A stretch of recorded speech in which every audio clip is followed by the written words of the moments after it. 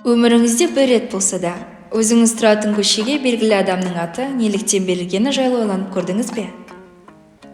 Тұтас көшенің аты берілетіндей қандай еңбек сіңіргенін білесіз бе? Кезінде елге тұтқа болған жандардың есімдері жүрегімізден емес, біз тұратын үйдің бұрышынан елеусіз ғана орын алатынына назар аудардыңыз ба? Шыны керек, эссе жазуға бел байлап кіріскенге дейін бұл сауалдар үш ұйықтасам да түсіме кірмеген еді.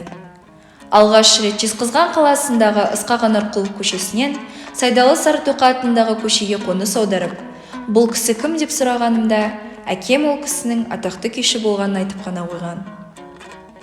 Неге екенін қайдам? Осы болар болмас ақпарат қазығына айналған аттай санамда қайта жаңғырды. Көкейімді тескен көп сұраққа жауап іздеп, көршілер, сыныптастар, туыстарымның бастарын қатырғанымды қайтейін, бәрі бірінің аузына бірі түкіріп қойғандай, көшенің атауынан басқа ештеңе білмейтін боп шығып, лепірген көңілім су сепкендей басылды да қалды.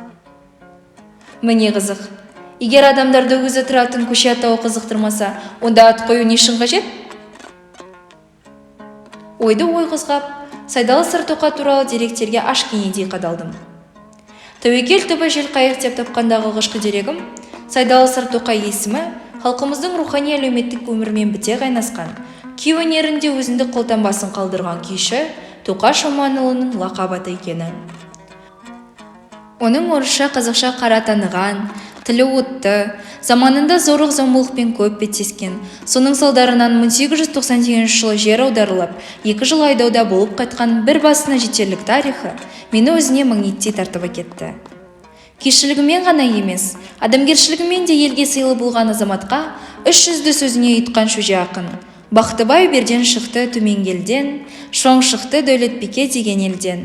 Баласы бес мейрамның бас қосқанда, ақылға Сарытоқа сізге келген деп отты жырын арнапты.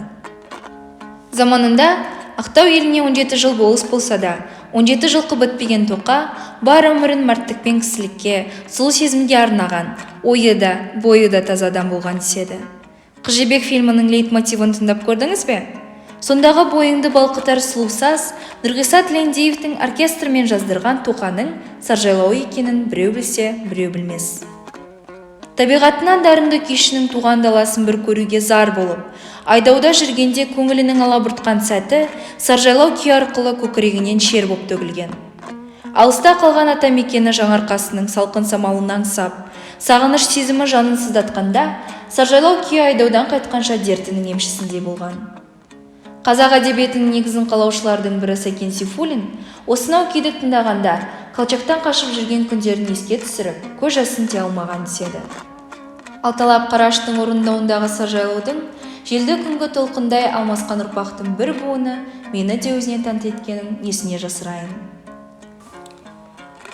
Күйші дегенде әрдайым есіме бірден Құрманғазы, Тәттімбет, Дина сынды атақты кісілер келетін. Өзім ойша осылардың қатарына Тотаңды да қосып қойдым. Адам болып жаратылған соң, артында ұрпаққа мұра болып жеткен күйлері қалған Сайдалы Сарытоқа неткен бақытты еді деп ойладым ішімнен. Арқа күйшілік мектебінің көрнекті өкілі Тоқа Шоманұлының шығармашылығын зерттеушілердің бірі Қазақстан Республикасына еңбегі сіңген мәдениет қайраткері Мұхамеджан Тілеуханмен хабарласқанымда, атақты профессор Тотаңның ерекшелігі дауылпаздығында, өр мінезділігінде, суырып салмалығында екенін сүйсіне айтуы жүрегімді майда кертті. Тоқа күйлерінің хронологиясын жасап, мұрасын 40 жылдай зерттеген белгілі композитор, күйшінің ұрпағы Ахат Байбосыновтың аузынан Тотаңның күйлерінің бәріне атауды халық қойғанын білгенім тіпті ғажап болды. Бұрын сонды мұндайды естіп көрмеппін. Біздің буын күйге ат қоймақ тұрмақ, күйді түсінбейді де.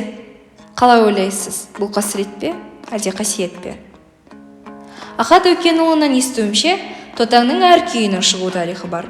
Бірде өнерпаздың жалғыз шекпен домбыра шертіп көңілсіз отырғанын байқаған ауыл азаматтарының бірі күйді жалғыз шек деп атаған екен. Осыдан кейін ата-бабаларымыздың зерек және ұшқыр ойлы болғанына таңғалмай көр. Шыны керек, 300-ге атағы шыққан өнерпаздың кезінде өз бағасын алмағаны өкінішті ақ.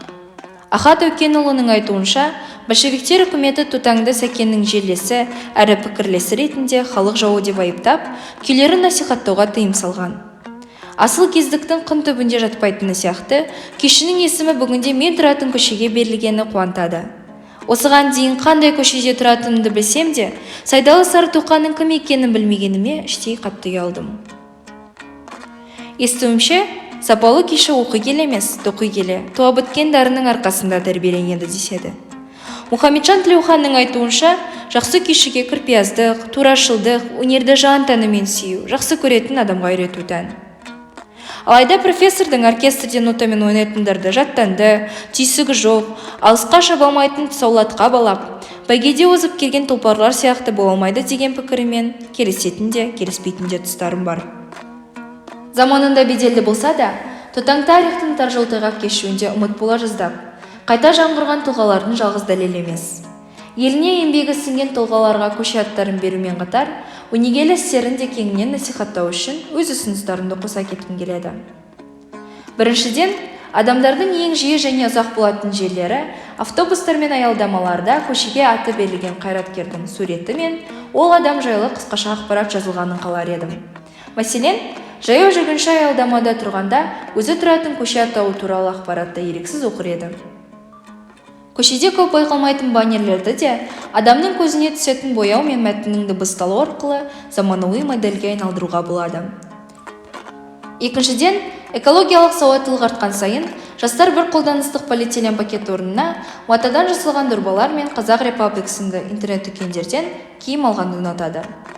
Осындай заманауи трендтерді қолдану арқылы дорбалар мен киімдерге есімдері көшелерден орын тапқан адамдар жайлы қысқаша ақпарат пен суретін басып шығаруға болады.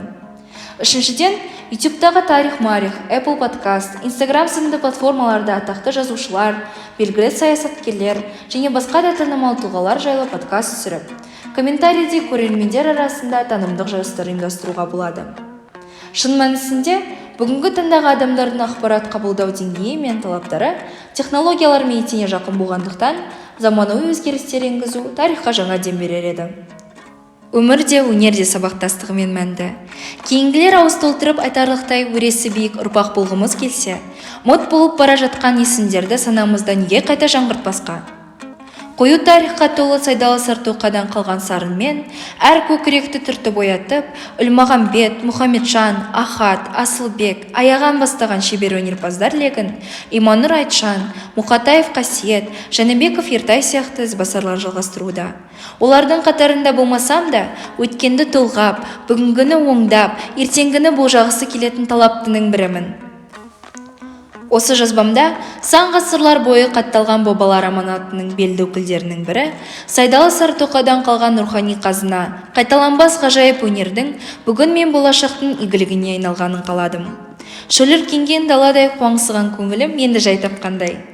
Шертпе күйдің шебері Сайдалы Сарытоқаның өзін көрмесем де, қорғасындай балқытқан күйлерін тыңдадым. Одан қалған күй аманатты қызғыштай қорып, шәкірттеріне рухани нәр беріп, тәрбиелеп келе жатқан Мұхамеджан Тілеухан, Ахат Байбосынов сияқты атағынан ат үркеттің, дәулескер күйшілердің лебізін тыңдаудың өзі мен үшін бір ғанибет болды. Сөзімнің түйіні, жақсының аты өлмейді, ғалымның хаты өлмейді дегендей, ұлтына арам болған жандардың тәні өлгенмен, рухы артында қалған өнегелісі мәңгі өлмейді. Сарыарқаның сайын даласына қарап тұрып, саржайлауымен сағындырып, төрт толғауымен тереңіне батырып, қос босарлардың түрімен таңғалдырған Сайдалы Сарытоқа күйлерінің күмбірлеген үнін естігендей боламын. Елге әлі де белгісіз, шашасына шаң жұқпаған жүректердің есімдері тарих бетінен жоғалмайтынына, келешекте де саф алтындай жарқырай беретініне кәміл сенемін. Шынымен, туған елге тағзым еткің келсе, алдымен өзің тұратын көшеден баста.